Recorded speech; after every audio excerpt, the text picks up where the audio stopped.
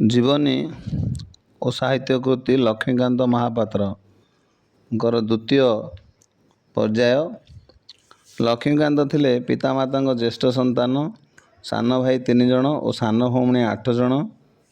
ପିତା ଭାଗବତ ବାବୁ ଓ ନାନାଦି ସାମାଜିକ ଓ ରାଜନୈତିକ କାର୍ଯ୍ୟରେ ବ୍ୟସ୍ତ ରହୁଥିଲେ।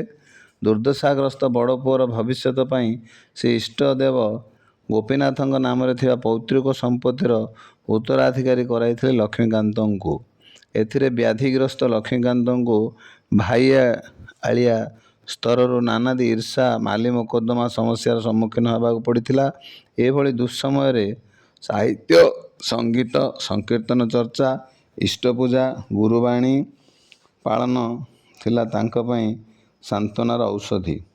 ଏହି କାଳରେ ଭାଷାଭିତ୍ତିକ ଉତ୍କଳ ପ୍ରଦେଶ ଗଠନ ପାଇଁ ଉତ୍କଳ ସମ୍ମିଳନୀ ଜରିଆରେ ଆନ୍ଦୋଳନ ଚାଲିଥାଏ।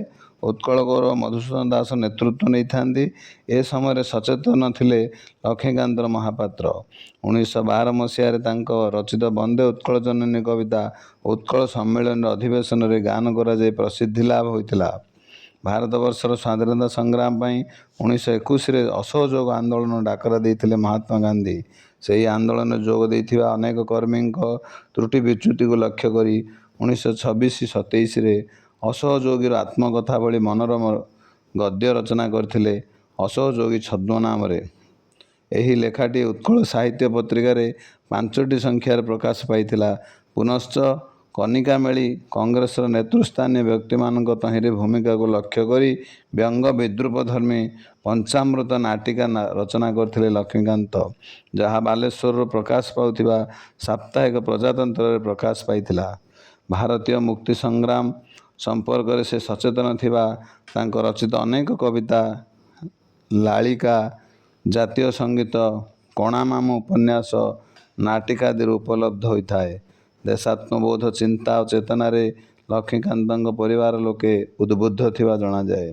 ଲବଣ ସତ୍ୟାଗ୍ରହ ସମୟରେ ବ୍ରିଟିଶ ସରକାରଙ୍କ ସାଧାରଣ ଲୋକଙ୍କ ଉପରେ ଅତ୍ୟାଚାରକୁ ବିରୋଧ କରି ଭାଗବତ ପ୍ରସାଦ ବିହାର ଓଡ଼ିଶା କାଉନସିଲର ସଭ୍ୟ ପଦରୁ ଇସ୍ତଫା ଦେଇଥିଲେ।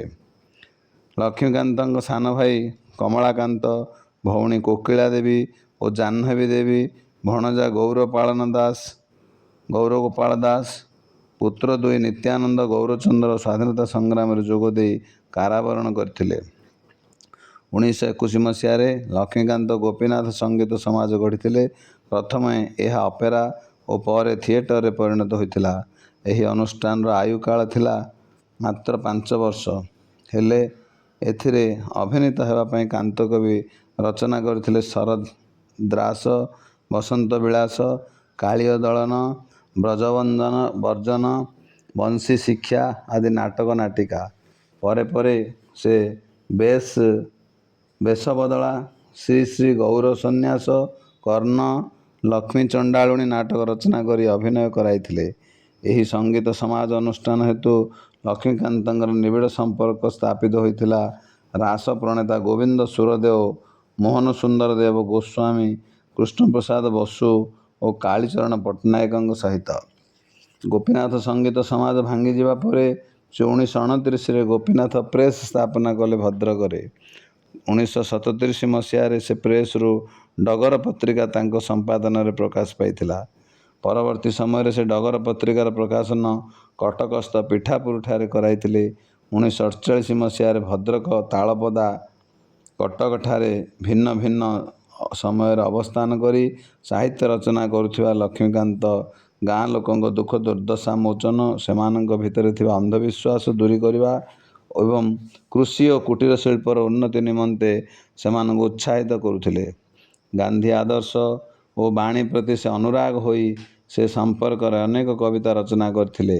ଏହିଭଳି ମାନସିକ କର୍ମ ତତ୍ପରତା ଓ ସାହିତ୍ୟ ସାଧନା ମଧ୍ୟରେ ତାଙ୍କ ଜୀବନର ଅବସାନ ଘଟିଲା 1953 ମସିହା ଫେବୃଆରୀ 24 ତାରିଖ ଦିନ ଭଦ୍ରକ ଭବନରେ। ହେଲେ ସେ ରଖିଯାଇଥିବା ଓଡ଼ିଆ ସାହିତ୍ୟ କୃତି ତାଙ୍କୁ ଓଡ଼ିଆମାନଙ୍କ ନିକଟରେ ଚିରସ୍ମରଣୀୟ କରି ରଖିଛି। ଓଡ଼ିଆ ସାହିତ୍ୟର ଗଦ୍ୟ ଓ ପଦ୍ୟ ବିଭାଗକୁ ବହୁ ସଂଖ୍ୟକ ଓ ନାନା ପ୍ରକାର ରଚନା ଦ୍ୱାରା ପରିପୁଷ୍ଟ କରିଯାଇଛନ୍ତି କାନ୍ତକବି ଲକ୍ଷ୍ମୀକାନ୍ତ ମହାପାତ୍ର। ଅଧିକାଂଶ ରଚନା ପ୍ରାଣ ଧର୍ମରେ ହାସ୍ୟ କୌତୁକ ଓ ବ୍ୟଙ୍ଗ ବିଦ୍ରୂପ ଧର୍ମୀ। ତାଙ୍କ ସାହିତ୍ୟ ପାଠକ ମାତ୍ରକେ ଅନୁଭବ କରନ୍ତି ସତେ ଯେପରି ହସିବା ଓ ଅନ୍ୟମାନଙ୍କୁ ନିଜ ଲେଖା ଜରିଆରେ ହସାଇବାର ଅଦ୍ଭୁତ ଶକ୍ତି ନେଇ ଜନ୍ମଗ୍ରହଣ କରିଥିଲେ ଲକ୍ଷ୍ମୀକାନ୍ତ। ପଦରେ ଲେଖିଥିବା ଲାଳିକା ଓ ନାଟ୍ୟ ରୀତିର ପ୍ରହସନରେ ତାଙ୍କ ହାସ୍ୟ ସୃଷ୍ଟିକାରୀ ରଚନା ଶୈଳୀ ଲକ୍ଷ୍ୟ କରି ହୁଏ। କବି ସୂର୍ଯ୍ୟ ବଳଦେବ ରଥଙ୍କ କିଶୋର ଚନ୍ଦ୍ରାନନ ଚମ୍ପୁର ବ୍ୟଙ୍ଗାତ୍ମକ ଅନୁକରଣ କରି କାନ୍ତକବି ରଚିତ ଚଟକ ଚନ୍ଦ୍ରହାସ ଚମ୍ପୁ, ଅଭିମନ୍ୟୁ ସାମନ୍ତ ସିଂହାରଙ୍କ ବିଦଗ୍ଧ ଚିନ୍ତାମଣିର କଳା ମାଣିକରେ ଛାନ୍ଦ ଅନୁସରଣ କରି ଧଳା ମାଣିକରେ ଲାଳିକା ରଚିତ, ଫକୀରମୋହନ ସେନାପତିଙ୍କ ଉତ୍କଳ ଭ୍ରମଣ ଅନୁକରଣରେ କଟକ ସଫର ଲାଳିକା ରଚନା କରିଛନ୍ତି ଲକ୍ଷ୍ମୀକାନ୍ତ। ନାଟ୍ୟ ସାହିତ୍ୟ ଧାରାରେ ହାସ୍ୟ ଦ୍ୱାରା ଦର୍ଶକମାନଙ୍କୁ ରସେଇ ମଜେଇ ପାରୁଥିବା ସୃଷ୍ଟି ପ୍ରହସନ ଭାବେ ଜଣାଶୁଣା। ଡିମ୍ବକ୍ରେସି ସଭା, ହନୁମନ୍ତର ବସ୍ତ୍ରହରଣ, ଜର୍ମାନ ଭୂତ ଓ ବ୍ରିଟିଶ ଦୂତଙ୍କ ପ୍ରଶ୍ନୋତ୍ତର ଆଦି ତାଙ୍କର ପ୍ରହସନ ରଚନା। ଓଡ଼ିଆ ଶିଶୁ ସାହିତ୍ୟକୁ ଲକ୍ଷ୍ମୀକାନ୍ତ ବହୁମତେ ସମୃଦ୍ଧ କରିଛନ୍ତି ଉଭୟ ଗଦ୍ୟରେ ଓ ପଦ୍ୟରେ। ପିଲାଙ୍କ କଥା ଭଳି ପୌରାଣିକ କାହାଣୀ ସଂକଳନ ଓ ଚିଡ଼ିଆଖାନା ଭଳି ଜୀବଜନ୍ତୁ ସମ୍ବନ୍ଧୀୟ ପଦ୍ୟମୟୀ କୃତି ଶିଶୁ ସାହିତ୍ୟ ଦୃଷ୍ଟିରୁ ବେଶ୍ ଉପାଦେୟ। ଏହା ବ୍ୟତୀତ ପାଠମାଳା ଓ ସାହିତ୍ୟ ସୁଧାକର ହେଉଛି କିଶୋରମାନଙ୍କ ପାଠପଢ଼ା ପାଇଁ ଉଦ୍ଦିଷ୍ଟ ଦୁଇଟି ପୁସ୍ତକ। ଶିଶୁ ସାହିତ୍ୟ ଗୁଡ଼ିକରୁ କାନ୍ତକବି ଶିକ୍ଷକୋଚିତ ନୀତି ଉପଦେଶ ବାଣୀ ଶୁଣିବାକୁ ମିଳିଥାଏ।